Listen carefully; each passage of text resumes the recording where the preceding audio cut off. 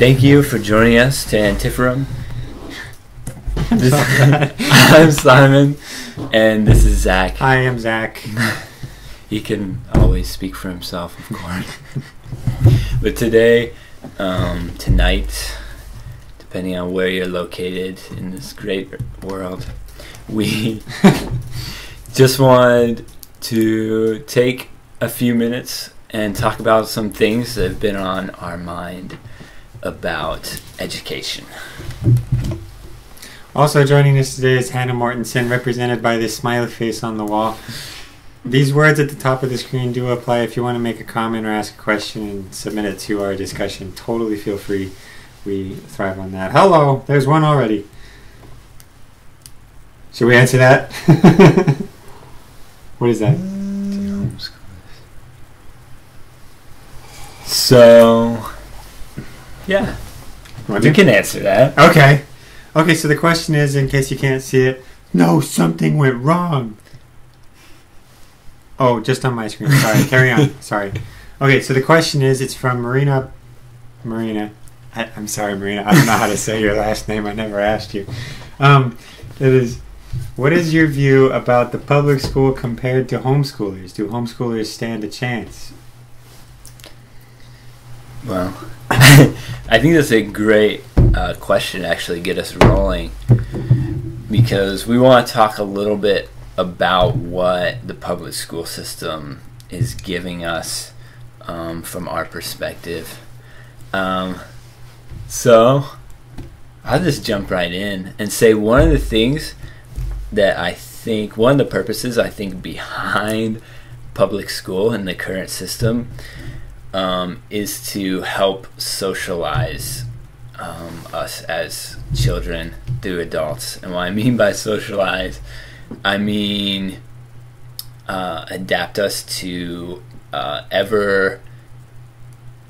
to a society that's becoming ever socialized. If that makes sense. Does that make sense? Explain what you mean by socialized. Socialized refers to socialism. Oh, basically. Interesting. Gotcha.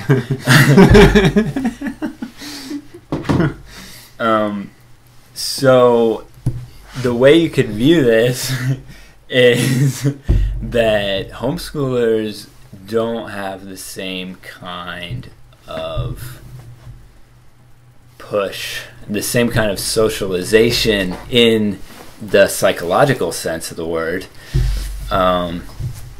to a socialized society. Man, social. That's confusing. Socialized society. But they also have a lot of benefit. Well, it's not contrasting, in my opinion.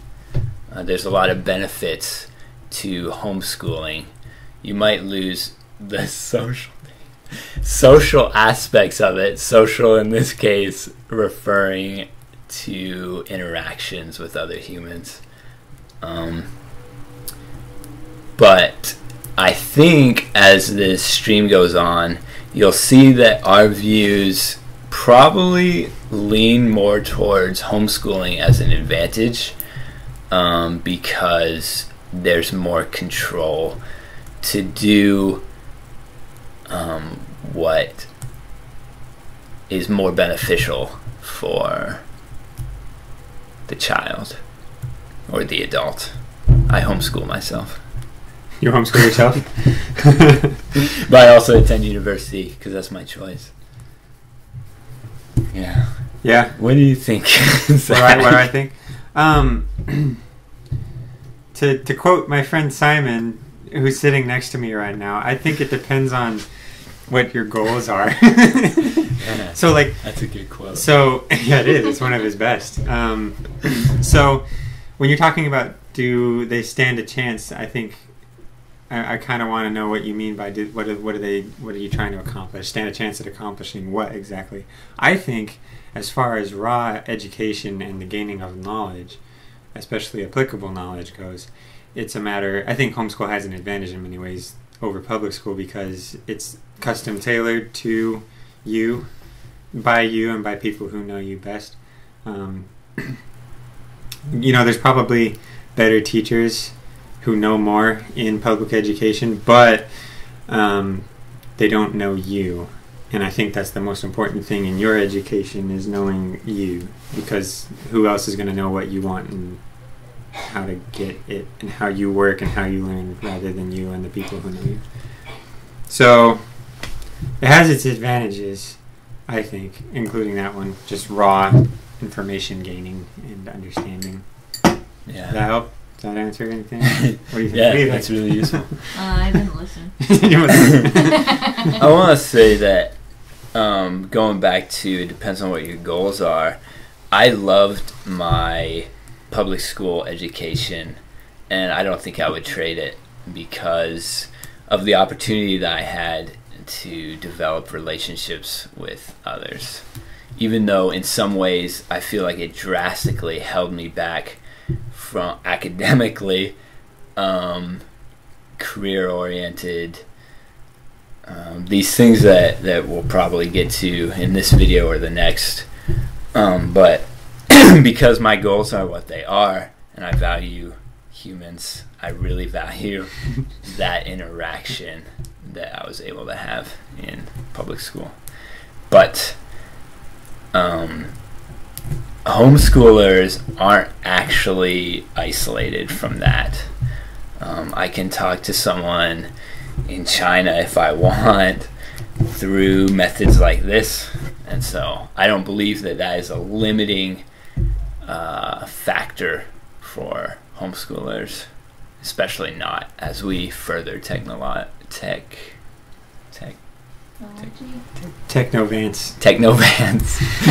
As we further technovance. Yeah, I think. Are you done? Yeah. I don't want to step on you, but like, yeah, I agree. I don't think being homeschooled means being isolated, especially not with like.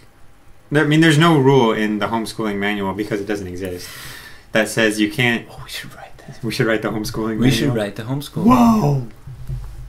What would you put in it? Let me finish this other thought. There's no rule in the homeschooling manual that does not yet exist that says you can't actually have like social interaction with other people and get all the stuff that people are getting in a public school environment. Go ahead. Let's write the homeschool manual. Let's go. Let's write it right now. Well, no, but I wanted to know why you thought it was a good idea. When would now be a good time? I don't actually.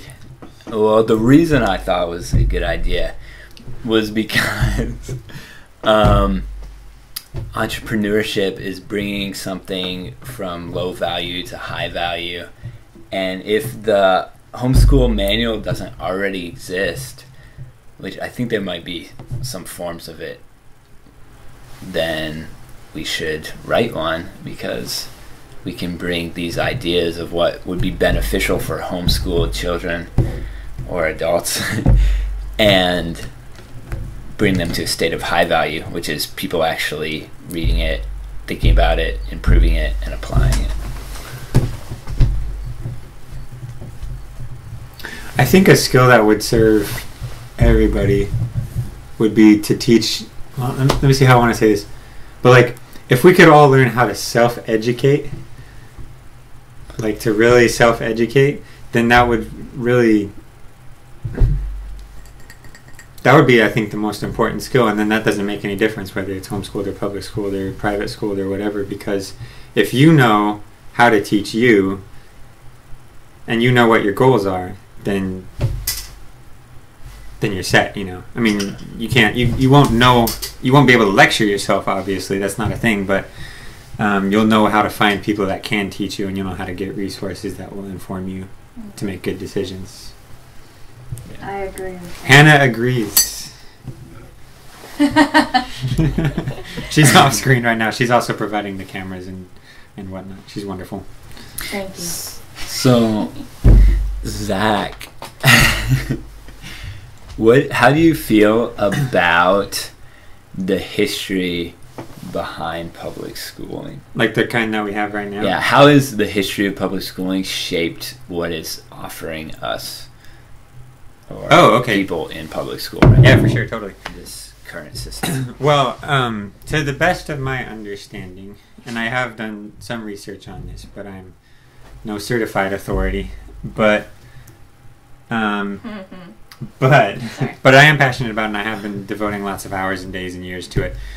The current public education system was founded in a time very different to ours now. It was in the industrial era. That's when factories got big. You know, Henry Ford invented the assembly line and all that kind of stuff. And what we needed at the time to become this industrial nation was an industrial people raised to work in these environments, like the factories and all this kind of thing. And at the time it worked. It was brilliant, I think. I mean, that's what we needed. But we're not in the industrial age anymore. We're in the information age and the other ages that we've all invented. I don't know what they're calling it now, but it's a totally different age. It's a connected age. The world is connected. It's there's so many things now that just don't work anymore in the education and in the industry in general because the world has changed. Technology has mostly been the cause of that. One example I'm thinking of right now is I got it from YouTube, the source of most of my inspiration. There's a guy I listen to. His name's Seth Godin. He's an entrepreneur and an author and a very popular public speaker. My mom told me about him. She's awesome too. She's also an entrepreneur. Anyway, he was talking about how advertising works now. It's totally different than it should be. Basically, back in the day when there wasn't this connectedness, then just like the mass media thing, where you just send out an idea to the masses and you give them this one idea, and then they'd see it and they'd go buy it, because that's the one thing. But that's when the mass media was controlled, and there was only this one idea being put in front of them at a time. Now, with the internet, with social media, and with this age of connectedness, this age of information, people, there's so much more coming at people, and if it's not immediately interesting, or if it's not something that they're already interested in at all, they're just going to let it pass by, because it's just, there's so much more. It's not just, you're not just watching one television show with ads on it. You're not just getting a newspaper with ads in it. There's not this gatekeeping thing anymore. But that also allows us to just get everything and then decide what we want for ourselves. So, I hope that kind of made sense. I think that was kind of off topic. I'm sorry. It's okay. What was your question, though? The original one was, what does the history of education have to do with where we are now? Yeah, basically. Oh, okay. What it's shaping us into influentially. Do you have any thoughts on it? Well, think about, because I want to process that and answer it accurately instead of rambling again. Well, I agree with what you said.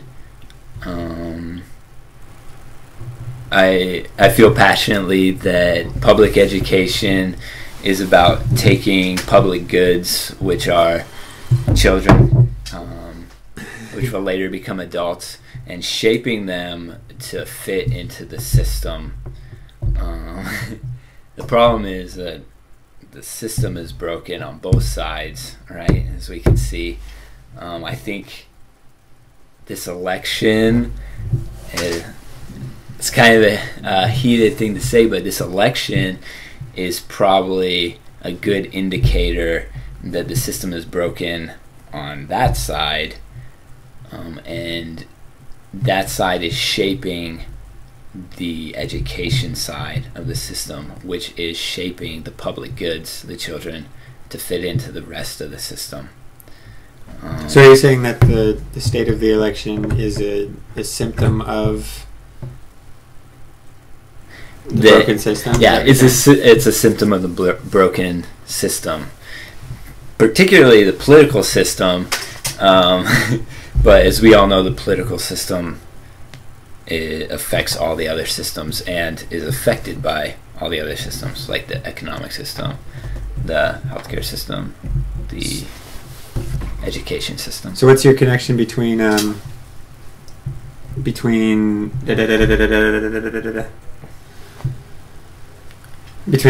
and the political system then? I'm sorry, does that make sense? No, that does make sense. Well, so the education system is run by the political system, basically. Oh, okay. So we have public education, which is run by the government, state government, who makes the policies, etc., etc. So that's why the political system is directly affecting the educational system, which then affects all the other systems because the goods are coming out of the educational system. Does that make sense? I think so. Yeah. Okay. I think the problem, once again, is that you can't educate. Every person requires a different form of education because, in the first place, everybody has different goals, right? You know, not everybody wants to get to the same place as far as their education and career go. So they have to have a fundamentally different approach to their education. Also, everyone learns differently and has different passions and interests and all those different things. So trying to make one system that fits everybody it doesn't seem like it works, or it would work, you know. Not saying it hasn't done good, and I think it has done a wonderful amount of good for a lot of people. Yeah.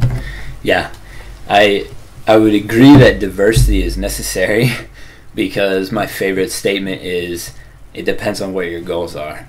And if we're putting people with radically different goals into the same educational system that has the same goal for all those people, which is to fit into the system of society, and that system is broken, then we're obviously having a non-optimal environment for those people to reach their goals. I should put it. Okay. Yeah. So maybe we just need to have like a goal-based education. Like, I mean, like obviously there's a goal behind our education that we have now, but like in pursuing our own educations, there needs to be a goal that we revisit throughout and make sure that the stuff we're learning and the approaches we're taking contribute to that. And yeah, I would agree with that. I just want to say, I have a question that I want to ask. But first I want to say hello to Chris Hoskins, who was a companion of mine on my mission. Hi, Chris. Hey. Nice to meet you. Thank you for listening. I hope you're doing great. And I want to hear what happened at General Conference. Anyway, so my question, because he got invited to go to General Conference by a visiting authority. Anyway, that's awesome. So I want to ask, what are some practical? So we've talked a little bit about like theoretical issues, right? But what are some like very practical things that we see in the educational system that aren't serving us, or we don't feel like are serving the public goods, the children? So like, I'm sorry, say it one more time. So like, what are some? Yeah, what practical things are happening or not happening that we can identify and say these things need to change, or these things are inhibiting? Oh, okay. Yeah. One of my thoughts was that we're not teaching people to be ready for the information age because, first of all, the first indication is that we're still teaching them to memorize things. I mean, some stuff I'm sure you need to internalize and be able to function with, but for example, how do I simplify this fraction? I'm going onto the Google right now. Simplify a fraction how to, and it's there. So I'm done. Information age. I don't need to memorize that. If you want to learn that, that's totally fine. I don't have anything against math, just me doing it. So, this is a good one. But does that answer your question? Let's get back to your thing, and then we can answer Marilyn's question here in a second. Yeah, that sounds great. Okay. So, your question was practical things that we've seen that aren't working. Yeah. Okay. Yeah, totally. Though, yeah, that's one of them. The memorization thing. I think You know what? That's the one I can answer most confidently on, and I probably shouldn't try to venture outside of that right now. Yeah. Because I know there are other things, and I've thought about them, but words are hard sometimes when I improv. So, Yeah. have you seen any that you want to share?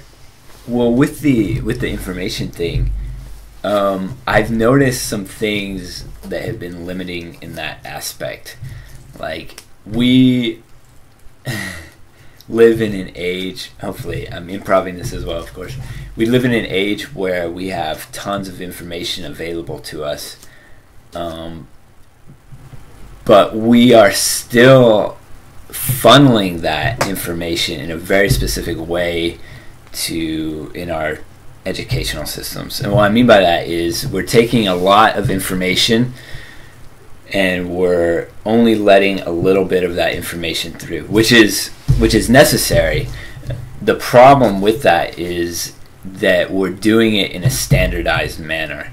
Meaning, if, say, I am in 3rd grade and I'm really passionate about paleontology and I love dinosaurs, well, in my science class, I'm getting a very funneled degree of things about paleontology or dinosaurs. Maybe it's been a while, but at that point, I am probably receptive to a huge amount of knowledge about paleontology, and I probably don't care about all the other things that are getting funneled into me as well.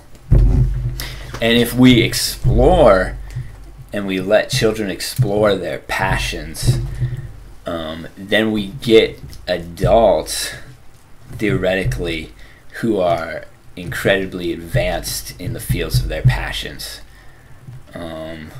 For example, compare a 3rd grader who is passionate about something. We're going to use paleontology because we've been using it. He's passionate about paleontology, so he goes and he starts studying paleontology. As he goes forward into those studies, the information might get more complex, and it just builds on complexity the deeper he might go. But he's able to process that information to a certain degree. And I really don't think we give children enough credit for the amount of information they're able to comprehend. That's something that growing up really frustrated me.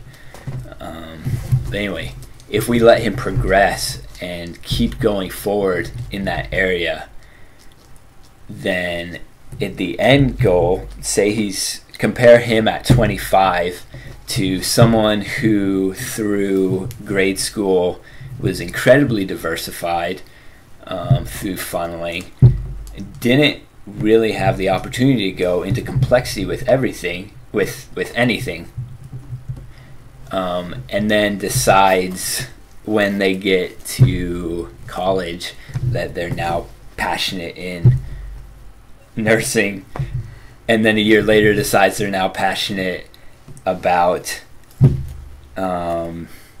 business, and then decides a year later they're now passionate about paleontology. When they reach 25, their level of complexity is going to be a lot lower. Their level of ability in the field and the opportunity that they have to innovate is going to be a lot less than if we let them from an incredibly young age what's the word? Specialize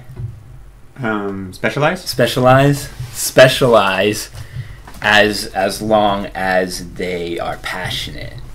Because, I mean, we don't know how often the passions in that timeline from 3rd grade on, how often the passions are going to change.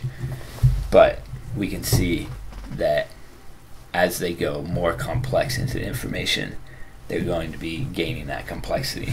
Okay.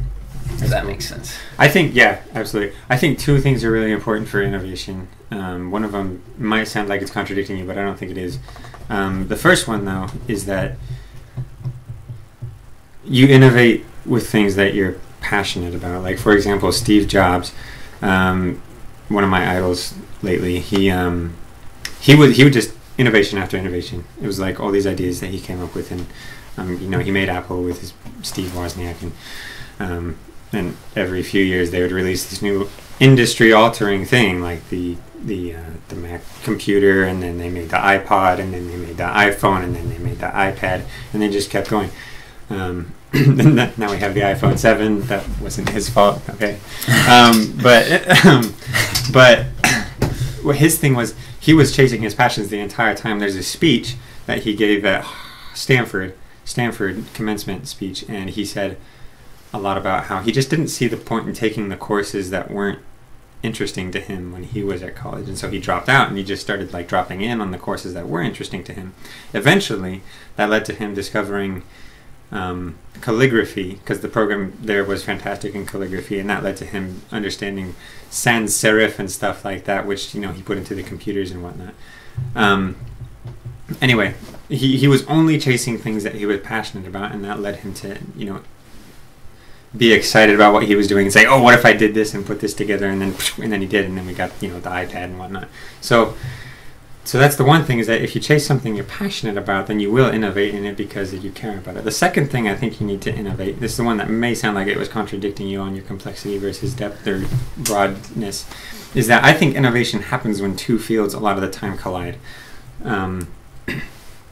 So for example, I'm going to use this again because this is what I've been studying lately. Steve Jobs, he's like, so one of his greatest innovations was the iPhone, and it was like a computer, right? Because it had the internet browser and whatnot. It could do all these things. So you put the computer, and you had the phone, and the other thing was like an iPod, and you just stuck them all together. So a lot of things coming together made a great innovation. There's other stuff too. I think a lot of arts have been influenced by, they took this science and they stuck it with this art thing, or these two sciences come together, and then on the edge there's this new thing that's just awesome and innovative. So I think that there should be a general study of many different things and exploration from a young age, and encouragement to pursue all the things that you're passionate about, because I think that's where innovation and therefore the improvement of the quality of human life comes from. Yeah. Let me say two things that you made me think about. Cool. And then, of course, we'll get to Marilyn's question. Marilyn might not even be watching anymore. Sorry, Marilyn. I'm sure you're wonderful. Let me start with the last thing. I agree incredibly that that's where innovation comes from. And I don't, by specialization, I don't actually mean that they should focus on one field. I don't do that in my own specialization. I just mean that they should be allowed to go complexly in as many areas as they're passionate about, if that clarifies things. I think that makes sense. But they won't have time to do that if they're being required to study things that just aren't interesting to them. Because when you're not interested in something, you're not going to pursue it above and beyond the requirements. But when you are, then you're going to go way past it, because you care about it, because it's a thing, not because it's required. Yeah. But you have to care, otherwise it's not going to make any difference. And as we see, you're not even going to study to the requirements. I mean, that's very clear. Yeah, that's fair too. And I think that is a great lead-in to the other thing, is that some people might argue that there needs to be some sort of base to specialize, to go complexly into fields of passion. But the great thing is, and this leads me, I believe we have a backwards model of education, because we do put these areas, we put base first, which it sounds bad because it's called a base for a reason, but anyway. So when you study fields that you're passionate about, you might reach a point, you will always reach the point where what you're studying doesn't make sense, and you need a foundation for the information or whatever. But the great thing about top-down or passion-down learning is that when you reach that point, you are passionate when you go back to the basics. You're emotionally invested. You understand why you need to learn the basic, and you're emotionally invested in it. You actually learn it more rapidly and more thoroughly and effectively, and so you can go back up to the depth of the field that you were researching or studying or learning about before. And that's opposed to the education system that we have now, that's bottom up, where you learn dispassionately tons of basics in many fields, and you don't know why, and you're not passionate about it, and you learn much less effectively because you don't have an emotional component, which is the necessary thing psychologically to really integrate information into your system, your being. Is you have to have that emotional linkage. You know, I like that. I think that's really cool. Can I use a pumpkin real quick? Yes. Okay, cool. This is a pumpkin, and I just came up with this metaphor to kind of explain what he just said, maybe sort of kind of. Let me see if this is right. You can tell me if it's wrong. So when I was a child, this isn't a true story, by the way, I'm making this up. When I was a child, I discovered I had a passion for carving jack-o'-lanterns, and I wanted to make the most intricate and interesting and fascinating pumpkin jack-o'-lanterns that there ever was. So the first thing I had to learn was how to hold those child-safe knives and carve a face into the pumpkin. And the first one was like a smiley face, and I was like, "Whoa! I made a smiley face. Now I'm gonna make an angry face. Now I'm gonna make a sad face." And then as it went on, I began making these more intricate like flowers and like birds and like all these things. And then I made the Mona Lisa. This is not a true story. I can't do this. It's true. It's not true. Anyway, but then, but eventually I learned, wait. If I improve the quality of my pumpkin, I can improve the quality of my jack-o'-lantern. And so then I went into agriculture to solve this problem of how to get the best possible pumpkin. And then after that, I realized when I made the best possible pumpkin, and then I realized like how much I love agriculture because it helped me make a better jack-o'-lantern, then I was like, that's awesome. So I made this awesome pumpkin with the Mona Lisa, but it was like a better pumpkin. It lasted longer, it smelled nice, and all these kind of things.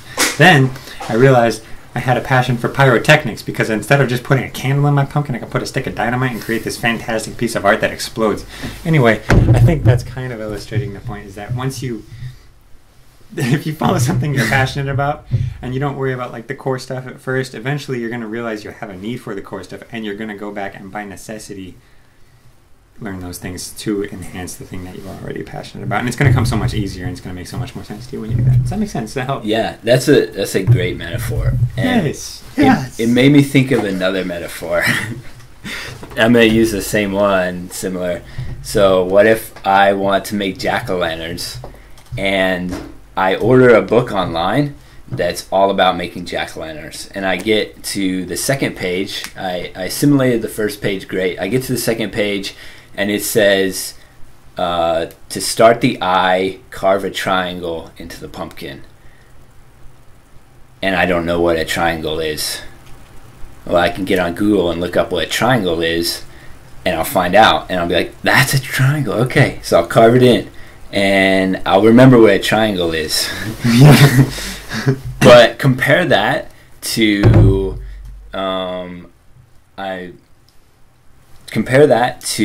I'm sitting in a room and I'm learning shapes: circle, triangle, square, hexagon, multiple shapes of all different shapes.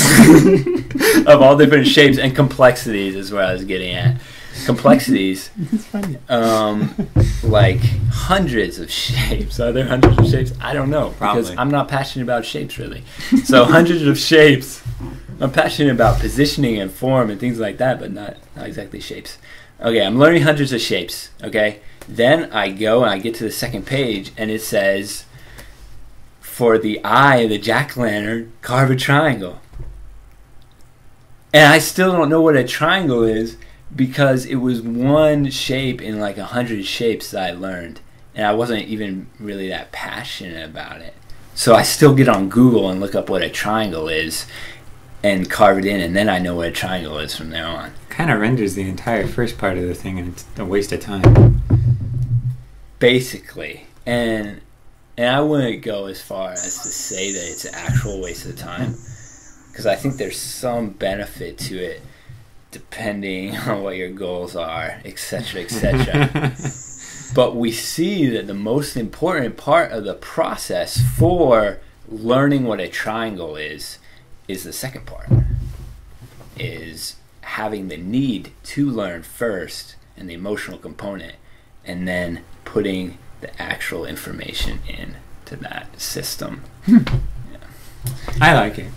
I'm going to call it top-down learning. Top-down learning. Passion first learning. Passion-first Passion-led learning. Passion-led learning. Ooh, oh boy.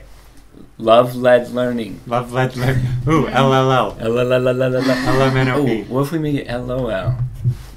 Love of learning. I think someone else came up with that already. I stole that. That's so profound. Let's get to Marilyn's question. Okay. She's not watching anymore. Sorry, But we can still Marilyn. answer her question. Sorry, Marilyn. This will be on YouTube later, Marilyn. And so will you. And I think it'll still be on Facebook, Yeah, too. gotta set that up. Okay, Marilyn's question was... It's a good thing we have Hannah. By the way, did you want to pipe in on anything? She's shaking her head no. She's saying no. Sorry, Marilyn. She's going, no. That would look more like a yes. Okay, so Marilyn's question is, could you discuss how to change the curriculum so that students are taught based on the way they learn, like visual, tactile, etc.? Simon said, which is either French for yes, or just a sound of excitement.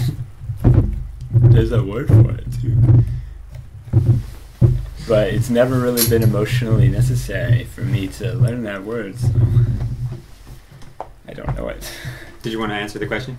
Or did you have a I just think it's a great question. It's one that educators should be asking themselves. I think there's a fair number of educators that do ask that question, but we need a lot more administrators and politicians to ask it before we actually get reform that ends up in the classroom. But of course, individual educators can implement, in the constraints that they're given, can implement ideas to do that as well, but only within those constraints. Yeah, I think going back to that thing we were talking about with the homeschool and versus public school, that it's not so much about homeschool versus public school or private school or any other type of school. I think it's just, is it based on the individual? Because people are people, and they're all like, there's the most complex beings on the planet, I think.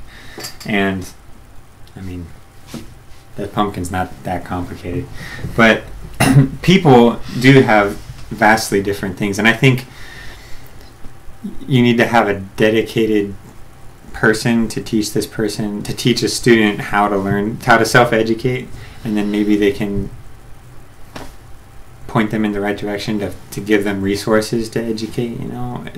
Does that make sense? I think it's I don't know if that's making sense, but there just needs to be more of an interest in the individual student before the individual student is going to excel. Yeah. It's true. Okay, Marilyn, you're not watching. Marilyn, if I was going to answer your question honestly, I just did it. It's so we have this idea that students learn better, maybe visually, auditorily, kinesthetically, etc., and I think that yes, that is true, because we all use one of those senses predominantly more than the others in certain situations, but I think that teaching children or students how they learn most effectively is really what we've been talking about, tapping their passion. Because if your passion is tapped and you're invested in what you're learning and you understand why you're learning it, then it doesn't matter as much, whether it's coming to you in a visual manner, if it's coming to you in an auditory manner, or if it's coming to you in a kinesthetic manner. You're going to take that in and input that in your system anyway, if that makes sense. I think it makes sense. Yeah, there's ways that we can try to circumvent the passion, and we can add all sorts of auditory, visual, and kinesthetic stimuli to the subject or to the education, and that has its benefits. It sure does. We might all be able to relate to being able to watch a YouTube video better than we can read a book now, and so that is a direction, but it's not completely where it should be, because it's not tapping in to what's really helping you learn, which is your passion. I talked way too much. No, I thought it was good. I agree entirely.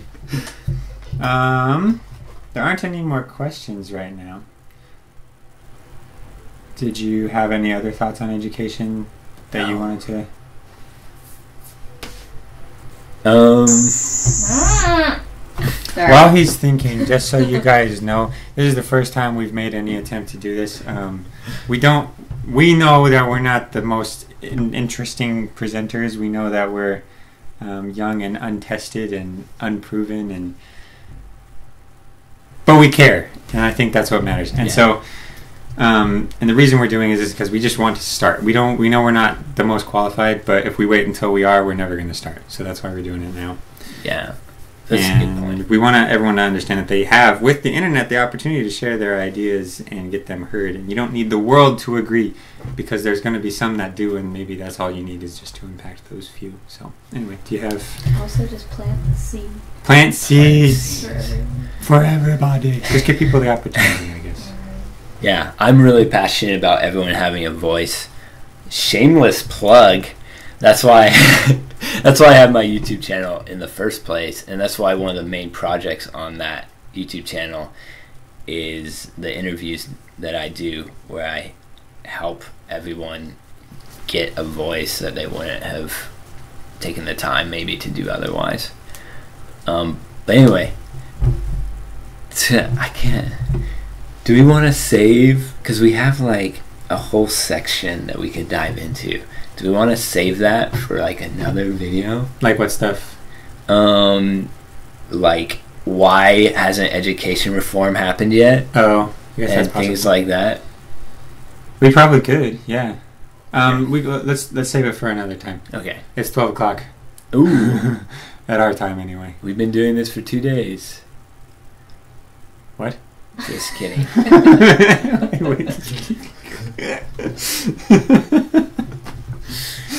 Okay. I get it. Okay.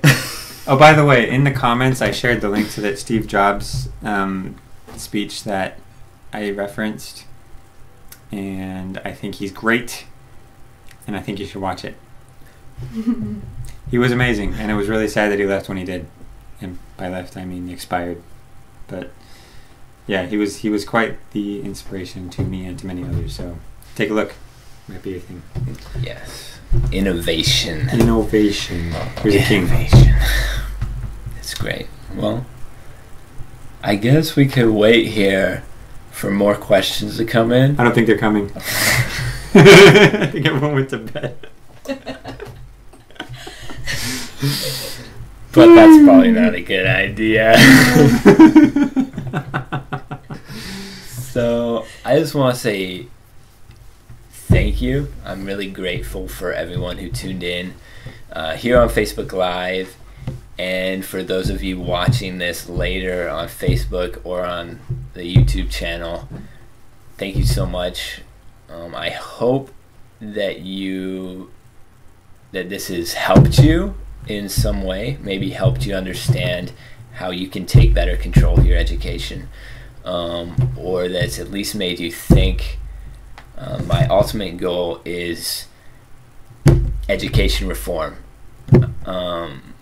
there's some things keeping us from that we want to talk about next time. So come back, please, Please do. and ask us questions. Yeah. Thanks for watching, guys. It's been a lot of fun, and I hope that you enjoyed it as much as we did. This is just stuff we care about, and we're glad that you guys do too. So thanks. Yeah. And thanks to Hannah. She's wonderful. She really is. And she's over there. And this is her representation. Yeah. All right. But anyway, yeah, thank you. Yeah. It's been awesome. Thank you. See you later. When would now be a good time to reach out and fulfill your dreams?